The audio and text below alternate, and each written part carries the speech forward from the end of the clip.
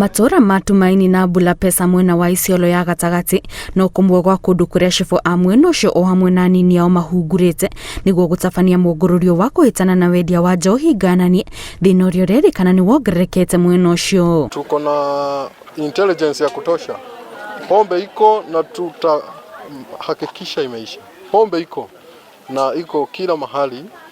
Hiyo vituo yote tumemark. Hindi ya mũngũrũrio uyu maabitha ya mahotete kuhithukira cienderio itiganite cia mithemba ngũrani ya njohi ngananie na mahithukire rita 70 cia changa, rita 100 cia omona na rita 3590 cia kang'ara. There is another brew by the name Mona.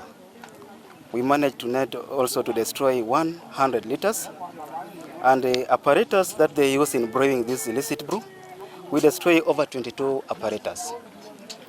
And it is part of this. It is part of a New Year resolution, as per the directive of the county commissioner. Ni mũngũrũrio rerikana gukorwo githie na mbere kwa ihinda mwena ucio kuri andu aria makoretwo makiendia njohi ici o hamwe na dawa cia kulevya marutirwo mukana makiurio matigane na biashara ici mbere ya mahithukirwo na gutacokirio makinya ma watho. Wenye wanafanya hii biashara wasidanganye mtu ni vyenye wamekosa kazi nyingine ya kufanya.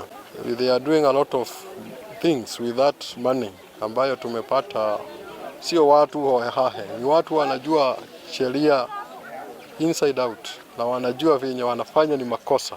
I'm just giving a stern warning to the brewers of this the Isiolo Central Division that illicit brew and other drugs we are not going to entertain. This exercise we are going to carry it every day. If not every day, twice a week. Hindi ya mũngũrũrio uyu maabitha ni mahotete kuhithukira mutumia umwe uria rerikana akoretwo agitabania biashara ya kwendia njohi ici. Ngiribotera Inooro TV, njitagwo Kate Muthoni.